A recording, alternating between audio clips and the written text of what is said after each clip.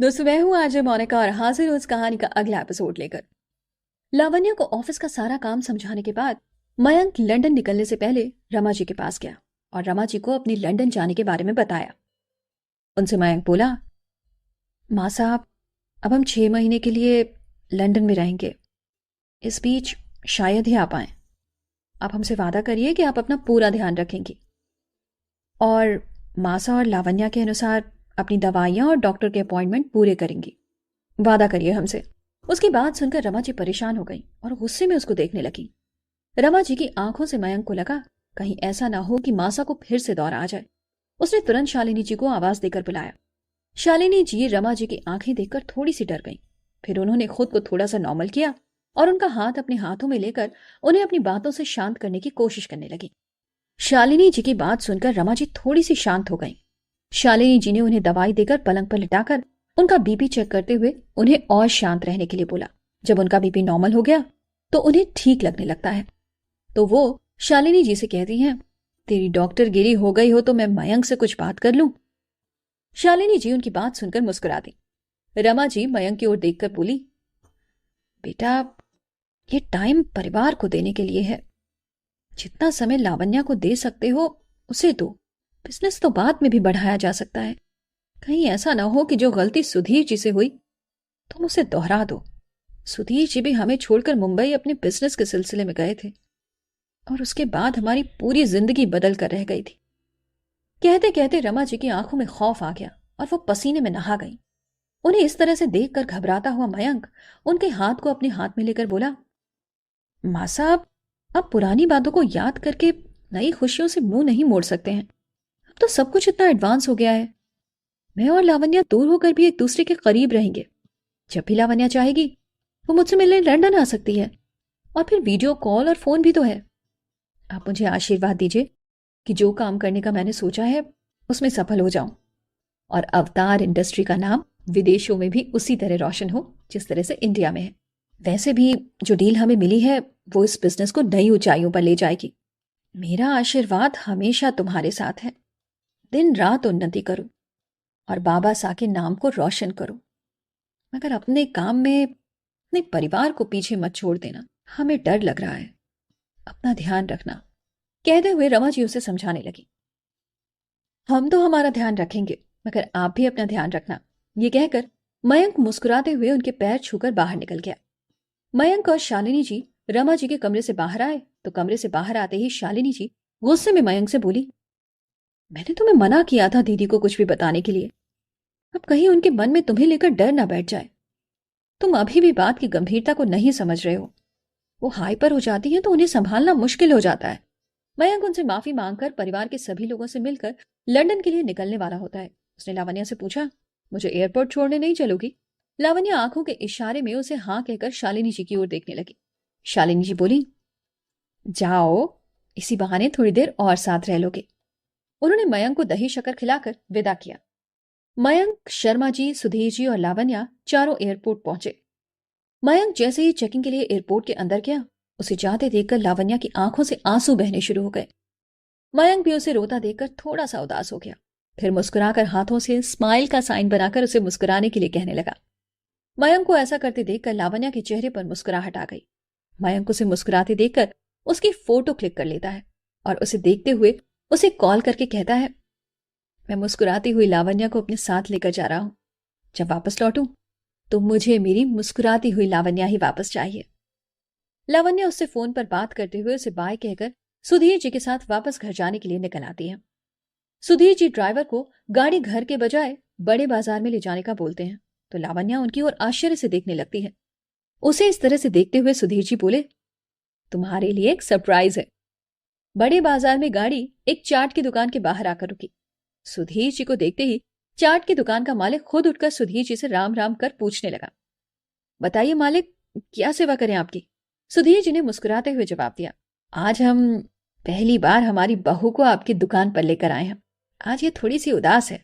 इसे अपनी दुकान की स्पेशल चाट खिलाइए ताकि इसका मूड ठीक हो जाए। दुकान के मालिक खुद जाकर अपने हाथों से खुद चाट बनाकर सुधीर जी के पास लेकर आए। फिर सुधीर जी लावण्या से बोले, ये जैन साहब हैं। इनसे हमारा परिचय हमारे कॉलेज के दिनों से है। शादी के पहले शालिनी के साथ यहाँ पर बहुत चाट खाई है। इनके हाथों का स्वाद आज भी इतने बरसों के बाद भी वही है। जब भी मयंक, शालिनी या मोहिनी हमसे नाराज होते हैं तो उनका मूड ठीक करने के लिए हम लोग यहीं पर आकर चाट खाकर मूड ठीक करते हैं। आज तुम भी यहाँ पर अपना मूड ठीक कर लो, कहकर सुधीर जी ने उसकी ओर आलू टिक्की का दोना बढ़ा दिया। लावण्या खाने के लिए मना करने लगी, मगर सुधीर जी उसे अपने हाथों से खिलाने लगे। सुधीर जी को देखकर लावण्या को छोटे ठाकुर की याद आ गई। वो जब भी किसी वजह से उदास होती, छोटे ठाकुर उसे अपने हाथों से खिला देते थे। सच में बाबा साहब, चाट बहुत अच्छी है, कहकर लावण्या मुस्कुरा दी। उसे मुस्कुराते देखकर सुधीर जी भी मुस्कुरा दिए। फिर उस दुकान से सबके लिए चाट पैक करवाकर बड़े बाजार से लावण्या की पसंद की फेनी लेकर आए और शालिनी जी को बोले, आज हम लावण्या को तुम्हारी पसंद की चाट खिलवाकर लाए हैं। उनकी बात सुनकर मोहिनी उनसे शिकायत करने लगी, बाबा साहब आप तो बदल गए हैं, सारा प्यार अपनी बहू के लिए, अपनी बेटी के लिए कुछ भी नहीं, कहकर झूठ मूठ उनसे नाराज हो जाती है। सुधीर जी ने मुस्कुराकर कहा, बंद कर अपना ड्रामा, ड्रामेबाज, ले तेरे लिए भी चाट लाए हैं। तब तक कृष्णा सबके लिए चाट की प्लेट लगा कर ले आई। सुधीर जी कृष्णा को आवाज देकर पूछती हैं, ये प्लेट तो अधूरी लग रही है, इसमें फेनी कहाँ है? शालिनी जी सुधीर जी की ओर आश्चर्य से देखने लगी, क्योंकि सुधीर जी को फेनी बिल्कुल पसंद नहीं थी। शालिनी जी को इस तरह देखकर सुधीर जी मुस्कुराकर बोले, अगर लावण्या हमारी पसंद की चाट खा सकती है तो हम भी उसकी पसंद की फेनी जरूर खाएंगे। फिर लावण्या की ओर देखते हुए कहा, बेटा परसों तीज का त्योहार है और बेटियां पहले सावन में तीज पर घर आए तो सबको अच्छा लगता है। अगर तुम्हारा मन हो तो बाबा साहब तुम्हें रतनपुर भेजने का कह रहे थे, जाना चाहोगी रतनपुर? लावण्या ने मुस्कुराकर अपनी गर्दन हिला दी। इस पर सुधीर जी उससे बोले, तो कल ही हम ड्राइवर को बोल देते हैं कि तुम और मोहिनी दोनों रतनपुर जाकर तीज का त्योहार मनाकर आओ, फिर तो तुम्हें ऑफिस की जिम्मेदारियां भी संभालनी हैं। तो दोस्तों आज के इस एपिसोड में बस इतना ही। अगला एपिसोड लेकर फिर मिलूंगी आपसे। दोस्तों मैं हूं आज मोनिका और मेरे साथ आप सुन रहे हैं लावण्या की कहानी। तो अब बढ़ते हैं कहानी के इस एपिसोड में आगे। लावण्या रतनपुर जाने के लिए तैयारी करने लगी। उसने शालिनी जी से कहा, माँ साहब आप हमारी रतनपुर जाने की खबर मासा को मत देना, हम लोगों का अचानक से पहुंचना मासा के लिए एक अच्छा सरप्राइज होगा। शालिनी जी ने कहा, जैसा तुम चाहो, मगर अगर तुम्हारे जाने की खबर तुम कर दोगी तो उन्हें अच्छा लगेगा। बात तो आपकी सही है, मगर खबर से ज्यादा हमारा अचानक पहुंचना उन्हें ज्यादा अच्छा लगेगा, कहते हुए लावण्या मुस्कुराती। मोहिनी भी रतनपुर जाने की खबर से खुश हो गई। उसे लगने लगा था कि शायद भगवान भी चाहते हैं कि मैं और हिम्मत एक हो जाएं। तभी तो बिना मेरे कहे सब लोग मुझे रतनपुर भेजने को तैयार है। मोहिनी भी अपनी तैयारी करने लगी और लावण्या के कमरे में जाकर लावण्या से बातों ही बातों में हिम्मत और कजरी की पसंद जानने की कोशिश करने लगी। लावण्या ने पूछा, कजरी और हिम्मत की पसंद जानकर क्या करोगी? मोहिनी ने जवाब दिया, अब जब हमने उनसे दोस्ती कर ही ली है तो दोस्त के नाते उनके लिए कुछ गिफ्ट तो लेकर जाना चाहेंगे ना, आप हमारी मदद करेंगी? आप आज हमारे साथ बाजार चलिए। लावण्या ने मुस्कुराकर उसे हाँ कर दिया। दोनों बाजार जाकर ढेर सारी खरीदारी करके लाए। उनकी खरीदारी देखकर शालिनी जी बोली, ये मोहिनी तो शॉपिंग के लिए क्रेजी है, मगर मुझे नहीं पता था कि तुम्हें भी शॉपिंग का इतना शौक है। दोनों मिलकर तो लगता है पूरा बाजार खरीद कर ले आई हो। उनकी बात सुनकर लावण्या और मोहिनी दोनों मुस्कुरा दिए। शालिनी जी लावण्या को मुस्कुराते देखकर खुश हो गई। उन्होंने सोचा, शॉपिंग के बहाने ही सही लावण्या खुश तो हुई। लावण्या अपने जाने की तैयारी करने लगी। अगले दिन शालिनी जी रमा जी के कमरे में जाकर उनके हाथों में एक लहरिया की साड़ी और सोने के कंगन देकर पूछने लगी, दीदी बताइए ये कैसे लग रहे हैं? बहुत सुंदर हैं, किसके लिए लाई हो? कहते हुए रमा जी की आंखों में चमक आ गई। शालिनी जी ने जवाब दिया, आज लावण्या रतनपुर जा रही है, ये सावन का हमारी तरफ से शगुन है, आप लावण्या को दे देना। कैसी बातें कर रही हो तुम शालिनी, ये तुम लावण्या को देना, उसे अच्छा लगेगा। रमा जी अपने मन को समझाते हुए बोली। शालिनी जी उनके चेहरे के भावों को समझते हुए बोली, ये तो सास अपनी बहू को देती है, आप देना लावण्या को। रमा जी ने गुस्से में कहा, तो क्या तुम उसकी सास नहीं हो? शालिनी जी ने उनकी बात का जवाब दिया, नहीं, लावण्या मेरी भी बहू है। मैं तो इसलिए बोली थी कि अब लावण्या से कोई सच्चाई छिपी नहीं है, अगर आप उसे देंगी तो उससे अच्छा लगेगा। अगर सास का शगुन है तो हम दोनों मिलकर उसे ये शगुन देंगे, कहते हुए रमा जी मुस्कुरा दी। लावण्या रतनपुर जाने से पहले रमा जी के कमरे में आई वहीं पर शालिनी जी भी थी। लावण्या को देखकर दोनों मुस्कुरा दिए। लावण्या ने उन दोनों को मुस्कुराते हुए देखकर पूछा, क्या बात है, आज आप दोनों एक साथ मुस्कुरा रहे हैं? रमा जी ने जवाब दिया, अभी हम तुम्हारी ही बात कर रहे थे और तुम्हारे ही पास आ रहे थे और तुम्हें ही यहां पर देखकर हमारे चेहरे पर मुस्कुराहट आ गई। उन दोनों ने मिलकर लावण्या को शगुन दिया। लावण्या बोली, अच्छा माँ साहब, हम चलते हैं, हमें आशीर्वाद दीजिए। और कहकर रमा जी के पैर छूने के लिए झुकने लगी। तभी अचानक रमा जी को कुछ याद आया और वो वहां से हट गई। शालिनी जी और लावण्या उन्हें आश्चर्य से देखने लगे। उन्होंने अपनी अलमारी खोली और उसमें से एक अंगूठी निकालकर उसे ध्यान से देखने लगी। फिर लावण्या के पास आकर उसे वो अंगूठी दिखाते हुए कहा, देखो ये अंगूठी कितनी सुंदर है। हाँ बड़ी माँ, अंगूठी बहुत सुंदर है, कहते हुए लावण्या मुस्कुरा दी। रमा जी अपनी यादों में खोकर उसे बताने लगी, पता है लावण्या, जब मैं पहली बार सावन पर अपनी माँ के पास गई थी तो उन्होंने मुझे ये अंगूठी दी थी। ये अंगूठी आज भी हमें हमारे पहले सावन की याद दिलाती है। आज हम ये अंगूठी तुम्हें देकर उनका आशीर्वाद तुम्हें देते हैं। कहकर रमा जी ने वो अंगूठी लावण्या को पहना दी। लावण्या ने वो अंगूठी पहनकर दोबारा रमा जी के पैर छुए। रमा जी ने ढेर सारा आशीर्वाद दिया। लावण्या और मोहिनी रतनपुर जाने से पहले सभी से मिलने लगे। राम अवतार जी बोले, लावण्या, हमारी तरफ से ठाकुर का शुक्रिया अदा करना। उसने हमें एक नायाब तोहफा दिया है और साथ ही हमारा संदेशा देना कि हमने उसे याद करना बोला है। मयंक भी अभी अभी गया है और तुम दोनों भी जा रही हो। इस बार तो तीज पर यहाँ कोई रौनक नहीं रहेगी, अपना ध्यान रखना तुम दोनों। कहते हुए शालिनी जी उदास हो गई। कार में बैठकर वो दोनों रतनपुर के लिए निकलते हैं। उन्हें जाते देखकर शालिनी जी की आंखें भर आईं। रास्ते में लावण्या मोहिनी को गांव में होने वाले तीज के त्योहार के बारे में बताने लगी कि कैसे गांव में नदी के किनारे आम के पेड़ पर झूला डालकर सभी औरतें तैयार होकर गीत गाते हुए झूला झूलकर तीज का त्योहार मनाते हैं। और फिर जिसकी शादी की पहली तीज होती है उसके यहाँ गाने बजाने का विशेष प्रोग्राम होता है। तुम देखना मासा कितना खास इंतजाम करेंगी हमारी पहली तीज पर। हमें इस तरह देखकर तो वह खुश हो जाएंगी। रतनपुर में बड़े ठाकुर खेतों पर हिम्मत के साथ गए हुए थे और छोटे ठाकुर फैक्ट्री पर गए हुए थे। ठकुरानी सा कजरी के साथ किचन में काम कर रही थी। कजरी ने ठकुरानी सा से पूछा, लावण्या कब आने वाली है? उसकी पहली तीज है। ठकुरानी सा उदास होकर बोली, हमने कल ही बाबा सा से इस बारे में बात की थी।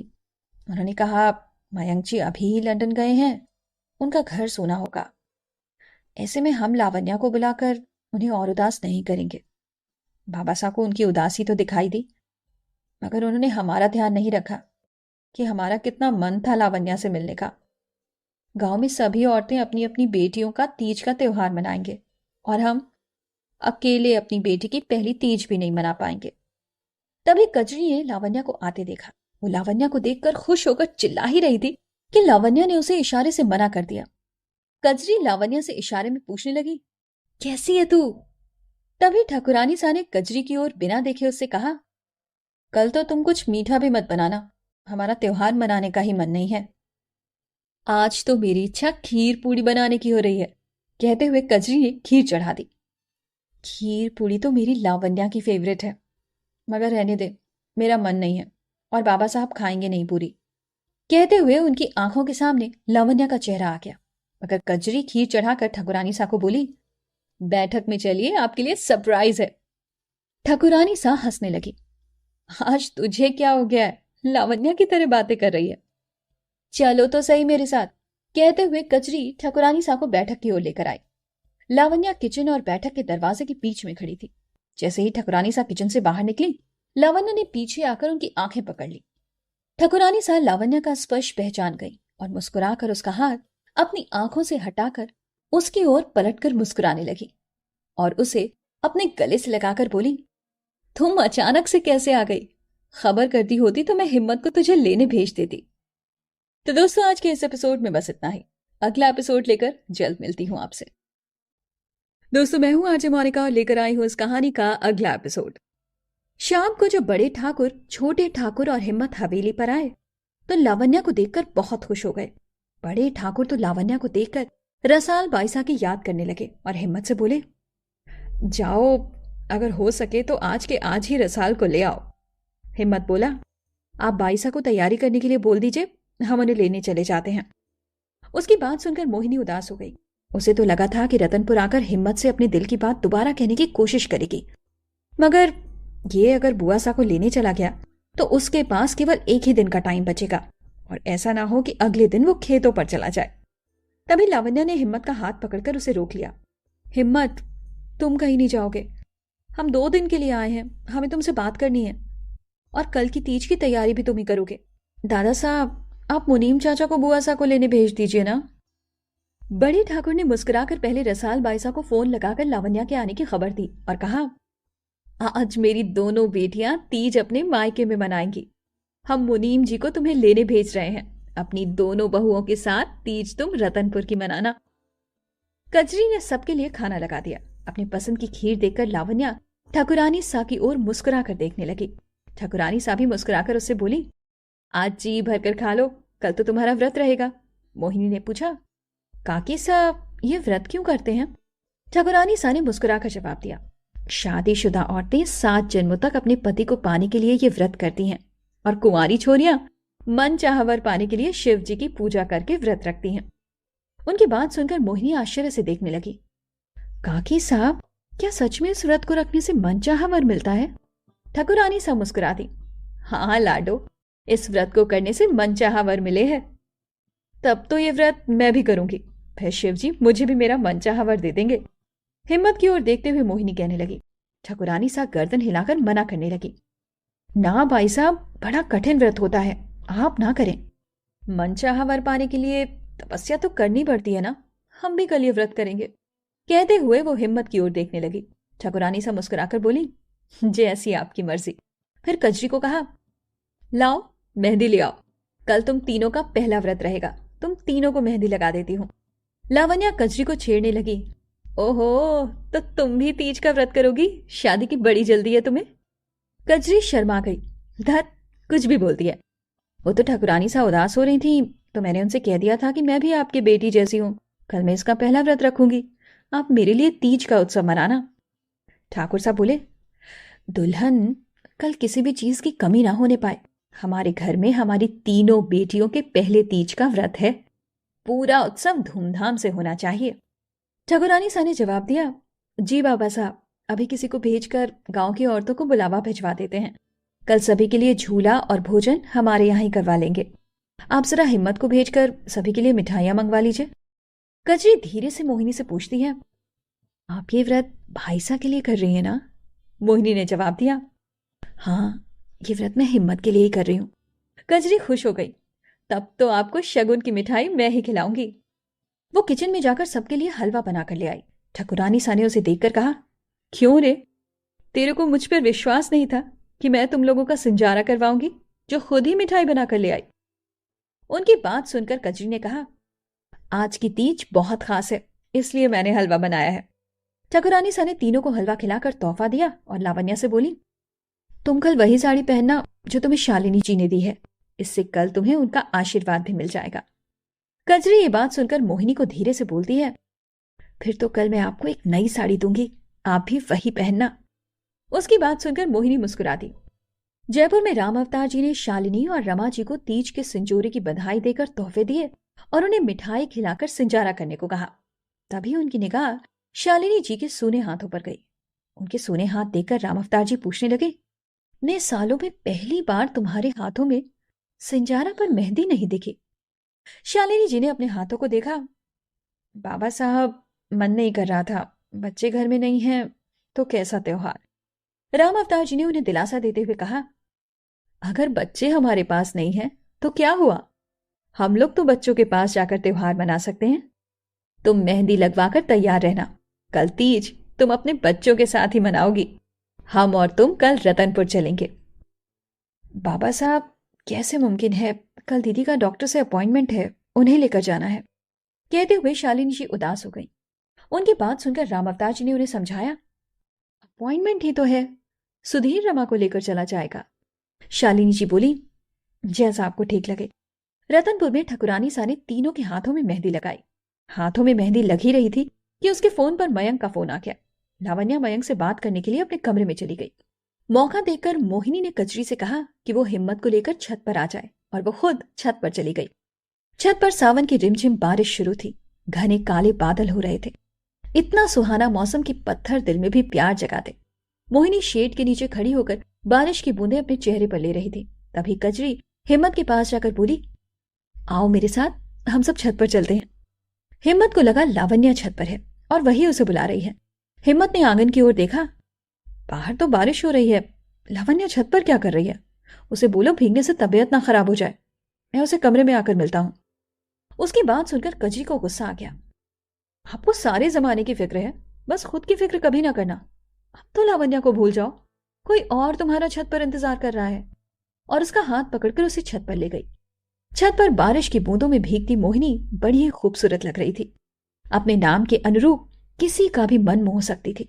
मगर हिम्मत तो जैसे न जाने किस मिट्टी का बना था। उस पर मोहिनी की किसी भी बात का असर नहीं होता था। मोहिनी को इस तरह भीगते देखकर उसे हाथ पकड़कर अंदर ले जाने लगा। मोहिनी बोली, मेरा हाथ किस हक से पकड़ा तुमने? हिम्मत ने कहा, आप हमारे यहां मेहमान हैं और मेहमान कहीं बीमार ना हो जाए, इसलिए हम आपको यहां से ले जा रहे हैं। क्या आपको इससे ज्यादा हमारी कोई फिक्र नहीं है? हमने आपके लिए कल तीज का व्रत रखा है। क्या अभी आप हमारा ध्यान नहीं रखेंगे? कहते हुए मोहिनी ने अपना हाथ छुड़ा लिया। हिम्मत बोला, मैंने आपको पहले भी कहा है कि मैं आपसे रिश्ते में दोस्ती से आगे नहीं बढ़ूंगा। चलिए, बचपना छोड़िए और हमारे नाम का व्रत करने की कोई जरूरत नहीं है। नीचे चलिए, आप बीमार पड़ जाएंगे। उसकी बातें सुनकर मोहिनी की आंखों से आंसू आ गए। कजरी भी छत पर मोहिनी को बुलाने आई थी, मगर उसकी आंखों के आंसू देखकर हिम्मत से नाराज होकर मोहिनी के साथ नीचे आ गई। तो आज के इस एपिसोड की कहानी यहीं तक। अगला एपिसोड लेकर फिर मिलूंगी आपसे। दोस्तों, मैं हूं आरजे मोनिका और मेरे साथ आप सुन रहे हैं लावण्या की जिंदगी की कहानी। तो बढ़ते हैं कहानी के इस एपिसोड में आगे। मोहिनी छत से उतरकर लावण्या के कमरे में आ गई। उसे देखकर लावण्या ने पूछा, अरे कहाँ थी तुम अब तक? मयंक जी का फोन था, वो तुमसे बात करना चाह रहे थे, तभी मैंने कजरी को तुम्हें बुलाने भेजा, मगर तुम्हारे आने तक मयंक जी फोन रख चुके थे। मोहिनी अपने आंसू छुपाकर बोली, कुछ नहीं भाभी साहब, वो बस बारिश हो रही थी तो हम बारिश का आनंद लेने छत पर चले गए थे। मयंक भाई साहब कुछ जरूरी बात करना चाह रहे थे? नहीं, ऐसा कुछ नहीं, बस यूं ही बात करना चाह रहे थे। अच्छा बताओ, कल तीज पर तुम क्या पहनने वाली हो? मोहिनी की ओर देखते हुए लावण्या ने पूछा। मोहिनी बुझे हुए मन से बोली, कुछ खास नहीं सोचा है, देखते हैं, जो मन होगा पहन लेंगे। वैसे कजरी कल मुझे साड़ी पहनने का बोल रही थी। उसकी बात सुनकर लावण्या को हंसी आ गई।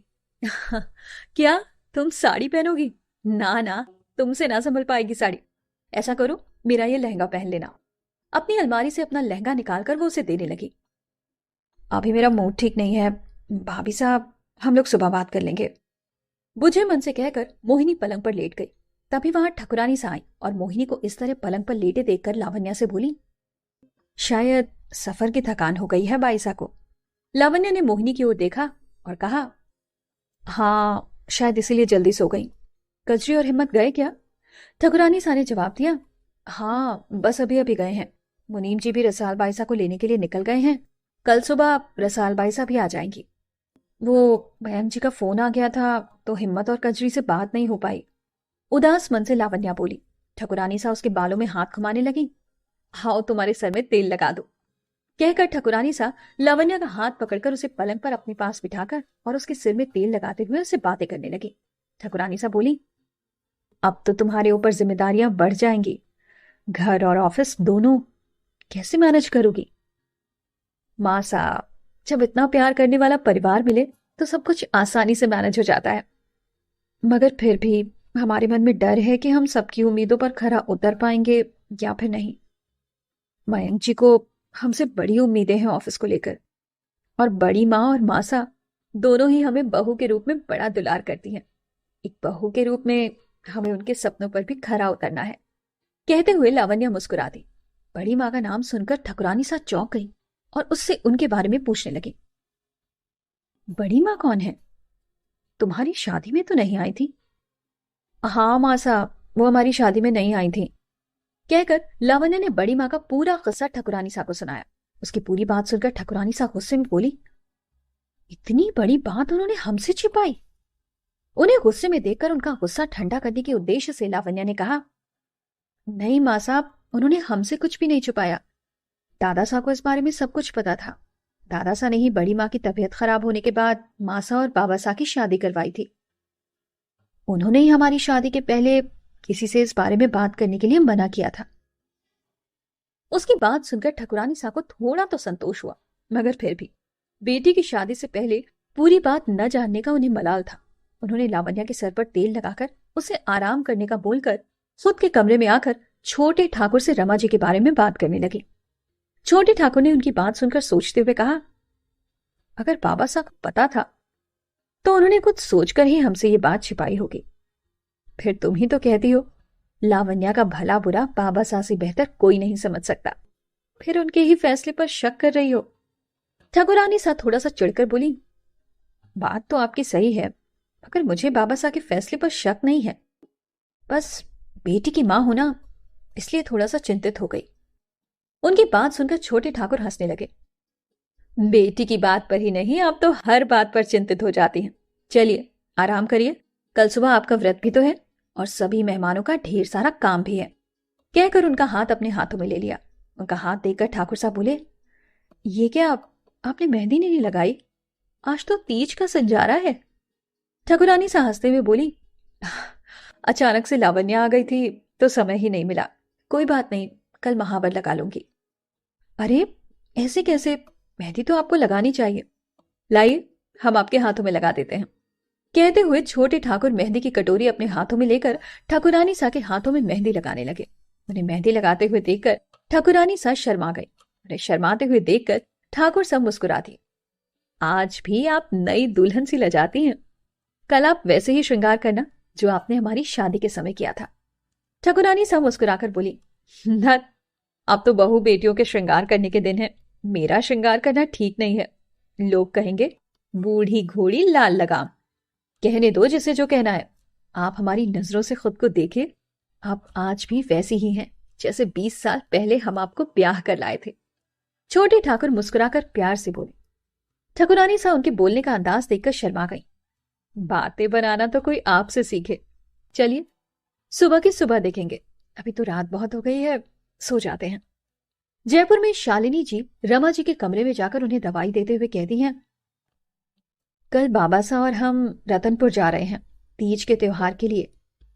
आपका कल डॉक्टर से अपॉइंटमेंट है, आप सुधीर जी के साथ चली जाइएगा। सुधीर जी का नाम सुनकर रमा जी ने शालिनी जी का हाथ पकड़ लिया। सुधीर जी के साथ? क्या सुधीर जी मेरे साथ जाएंगे? तू मेरे साथ रहती तो अच्छा रहता। ऐसा करते हैं, मैं भी तुम लोगों के साथ रतनपुर चलती हूँ। शालिनी जी मुस्कुराकर बोली, हाँ फिक्र ना करिए, कल कृष्णा और सुधीर जी आपको डॉक्टर के पास ले जाएंगे। अगर कल आपका डॉक्टर के साथ अपॉइंटमेंट नहीं होता तो रतनपुर आपको ले जाने में आपसे ज्यादा खुशी मुझे होती। शालिनी जी रमा जी को दवाई देकर उन्हें सुलाकर उनका रूम बंद करके आ गई। कमरे में सुधीर जी शालिनी जी से पूछने लगे, कल त्योहार है और तुम भी नहीं रहोगी, कैसे सब कुछ मैनेज होगा? फिर रमा को भी तो डॉक्टर को दिखाना है। शालिनी जी उनकी ओर देखने लगी। आप निश्चिंत रहिए, मैंने कृष्णा को सब कुछ समझा दिया है। कल वो शगुन का झूला डालकर ठाकुर जी को उसमें झुला देगी, उनका भोग रखकर पूजा कर लेगी और आपके साथ रमा जी को लेकर डॉक्टर के यहां भी चली जाएगी। आप बस रमा दीदी का ध्यान रखिएगा। उनकी बात सुनकर सुधीर जी ने पूछा, मयंक की शादी के बाद पहली बार समधन जी के यहां जा रही हो, तैयारी हो गई मिठाई और गिफ्ट वगैरह की? शालिनी जी ने जवाब देते हुए कहा, हाँ बाबा साहब ने सारी तैयारी कर ली है। अगर आप कहें तो मालिनी बाईसा को भी बुला लेती हूँ, कल तीज पर अकेली रहेंगी वो। उनकी बहू ऑफिस के सिलसिले में बैंगलोर गई हुई है। सुधीर जी बोले, ये भी कोई पूछने की बात है, मालिनी को बुला लो, उससे भी अच्छा लगेगा। तीज के दिन सुबह राम अवतार जी, शालिनी जी और मालिनी जी रतनपुर के लिए निकल जाते हैं। मालिनी जी खुश थी। उन्होंने कहा, भाभी साहब आपने अच्छा सोचा, इसी बहाने हम भी रतनपुर हो आएंगे। तो आज के इस एपिसोड की कहानी यहीं तक। अगला एपिसोड लेकर फिर मिलती हूं आपसे। दोस्तों मैं हूं आज मोनिका और बढ़ते हैं कहानी के इस एपिसोड में आगे। सुबह मोहिनी और लावण्या अपने कमरे से बाहर आई तो उन्हें देखकर ठकुरानी सा ने मॉर्निंग विश किया और मोहिनी से पूछने लगी, बेटा आपको नींद तो ठीक से आई ना? कोई परेशानी तो नहीं हुई? मोहिनी बोली, नहीं काकी साहब, हम तो तुरंत ही सो गए थे, फिर अभी सुबह नींद खुली। ठाकुरानी साहब मुस्कुराकर मोहिनी की ओर देखने लगी। तो फिर क्या इरादा है? तीज करनी है या फिर नाश्ता? उनकी बात सुनकर लावण्या मुस्कुरा दी, क्योंकि लावण्या भी हर तीज पर संजाना को व्रत करने को कहती, मगर तीज पर सुबह पहले ही नाश्ता कर लेती। पर मोहिनी ने पहले तो ठाकुरानी सा की ओर देखा, फिर वहीं खड़े हिम्मत और कजरी को देखकर बोली, चाहे जो हो जाए, तीज तो हम करेंगे और शिव जी से हट करके अपना मन चाहा वर भी पाएंगे। उसकी बात सुनकर कजरी के चेहरे पर मुस्कुराहट आ गई और हिम्मत वहां से हट गया। तभी लावण्या ने हिम्मत से कहा, तुम कल इतनी जल्दी क्यों चले गए थे? हम तो तुमसे बात भी नहीं कर पाए। उसकी बात सुनकर ठकुरानी सा बोली, अभी भी बेटा बैठकर बात करने का समय नहीं है, जाओ जाकर नहा करके तैयार हो जाओ। ऐसा ना हो कि गांव की औरतें तीज बनाने आ जाएं और हम घर के ही लोग तैयार ना हो पाए। कजरी, आज तू ये लहंगा पहनकर तैयार होना, कहकर ठकुरानी सा ने एक पैकेट कजरी की ओर बढ़ा दिया और हिम्मत से कहा, देखो बाहर फूलों की सजावट ठीक से हुई है या नहीं, और बड़े पेड़ पर सभी के लिए मोटी रस्सी का झूला बांध देना, झूले को भी पूरा फूलों से सजा देना। और पंडित जी को भी देख लेना, उन्हें पूजा के लिए कुछ सामग्री चाहिए हो तो आकर मुझसे ले जाना, हम लोग तैयार होने जा रहे हैं। छोटे ठाकुर आकर बोले, आज तो तुम लोगों का दिन है, अच्छे से तैयार हो, यहाँ की सारी व्यवस्था हिम्मत और हम देख लेंगे। कजरी मोहिनी को साड़ी दिखाने लगी। आओ, मैंने कहा था ना तुम्हारे लिए अपनी पसंद की साड़ी लाऊंगी, ये लो तुम्हारी साड़ी। आओ, इस साड़ी को पहनने में मैं तुम्हारी मदद करती हूँ। लावण्या कजरी की ओर देखने लगी और उसे मना करते हुए बोली, कजरी क्यों जिद कर रही हो? साड़ी नहीं संभाल पाएगी मोहिनी, और तुम मोहिनी के लिए साड़ी क्यों लाई हो? जैसे मोहिनी हम लोगों के लिए तोहफे लाई है, हमारी तरफ से ये उसके लिए तोहफा है। कजरी ने जवाब दिया। भाभी साहब, आज तो मैं साड़ी ही पहनूंगी, चल कजरी मेरी मदद कर दे। कहते हुए वो कजरी के साथ चली गई। कजरी मोहिनी को साड़ी पहनाने में मदद करने लगी। सुआ पंखी रंग की साड़ी में मोहिनी बड़ी प्यारी लग रही थी। लावण्या ने उसे पहनने के लिए अपने गहने दे दिए। कजरी ने वो गहने पहनाकर मोहिनी को तैयार किया। लावण्या भी तैयार होकर नीचे आई और मोहिनी को साड़ी में देखकर उसकी तारीफ करने लगी। मोहिनी को हालांकि साड़ी में चलने में दिक्कत हो रही थी, मगर वो खुश थी कि जिसके लिए व्रत रखा है उसके यहां से उसके लिए तोहफा आया। तभी रसाल बाईसा अपनी बहुओं के साथ आ गई। लावण्या को तैयार देखकर बोली, बड़ी प्यारी लग रही है, शादी के बाद तो तेरी रंगत और निखर गई है, सब मयंक जी के प्यार का असर है। उनकी बातों को सुनकर लावण्या शर्मा कर मुस्कुरा दी। पहले बता दिया होता कि तीज के लिए यहां आ रही है तो मैं भी कुछ तैयारी कर लेती, अब बिना तैयारी के ही तुझसे मिलने आई हूं। लावण्या उनके गले मिलकर कहने लगी, बुआ साहब, अब हमसे मिलने आए यही बात है, हमें आपके आने की खुशी है। तभी ठकुरानी सभी छोटे ठाकुर के कहे अनुसार तैयार होकर आ गई। उन्हें तैयार देखकर रसाल बाईसा और उनकी बहुएं आश्चर्य करने लगी। रसाल बाईसा कुछ कहती, इसके पहले ही उनकी बड़ी बहू कहने लगी, मामी साहब, आप तो दिनों दिन और जवान होती जा रही हैं, कितनी खूबसूरत लग रही हैं आप, आपको किसी की नजर ना लग जाए। कहकर वो ठकुरानी सा को अपनी आंखों का काजल लगा देती हैं। उसकी बात सुनकर ठकुरानी सा शर्मा गई। बिन्नी, सुबह से कोई और नहीं मिला क्या तुझे जो मुझे झूठ मूठ बना रही है? अभी तो तुम लोगों के सजने संवरने के दिन है, हम तुम्हारी नजर उतारेंगे और तुम हमसे ही ठिठोली कर रही हो। रसाल बाईसा बोली, सही तो कह रही है बिन्नी, आप बड़ी प्यारी लग रही हैं, ठीक वैसे ही जैसे अपने शादी के समय लगा करती थी। आपकी इसी खूबसूरती ने तो भाई सा को मोह रखा है। ठकुरानी सा झूठे गुस्से से रसाल बाईसा को कहती हैं, आप भी इन लोगों के साथ मिल गई, जाइए जाकर तैयार हो जाइए, इससे पहले कि गांव की औरतें आ जाएं। मैं पंडित जी के पास जाकर पूजा शुरू करवाती हूँ। पंडित जी ठकुरानी सा को कुछ सामान भंडार से लाने का कहते हैं, तो कजरी वो सामान लेने जाने लगी। ठकुरानी सा ने उसे रोककर कहा, जा, तू भी छोरियों में जाकर झूला झूल, यहाँ का काम हम देख लेंगे, आखिर आज तेरा पहला व्रत है। कजरी लावण्या के पास जाकर झूला झूलने लगी। तभी वहां गांव की और लड़कियां अपने अपने पतियों के साथ झूला झूलने आ गई। सभी छोरियां पूरा श्रृंगार करके अपने पतियों के साथ झूला झूल रही थी। उन्हें देखकर लावण्या को मयंक की याद आ गई और वो उदास होकर एक कोने में बैठ गई। उसकी उदासी देखकर हिम्मत लावण्या से बोला, तुम क्यों उदास बैठी हो? आओ, तुम लोगों को झूला मैं झूला देता हूं। लावण्या ने कहा, नहीं, मेरा मन नहीं है झूला झूलने का। हिम्मत ने उसका हाथ पकड़कर उसे झूले पर बिठा दिया। क्या मुझे पता नहीं है कि तुम्हें झूला कितना पसंद है? आओ मेरे साथ। वो लावण्या को झूले पर ले गया और उसे झूला झुलाने लगा। तभी वहां शालिनी जी और मालिनी जी भी आ गए। उन्हें अचानक आया देखकर लावण्या झूले से उतरकर उनके पास चली गई। मयंक के परिवार के आते ही लावण्या हिम्मत को छोड़कर चली गई तो हिम्मत का चेहरा उतर गया। कजरी उसके पास आकर बोली, जो हमेशा के लिए जा चुकी है उसके लिए तुम उदास हो, और जो तुम्हारे लिए बनी है उसे क्यों छोड़ रहे हो? देखो, क्या तुम्हें मोहिनी के चेहरे की उदासी नहीं दिख रही? आज उसने तुम्हारे नाम का व्रत रखा है। अगर ऐसे नहीं तो सिर्फ एक दोस्त के नाते ही उसे खुशी तो दे सकते हो, या वो इसकी भी हकदार नहीं है? कहकर कजरी वहां से चली गई। लावण्या ने शालिनी जी के पास जाकर उनके पैर छूकर आशीर्वाद लिया और बोली, आप अचानक कैसे?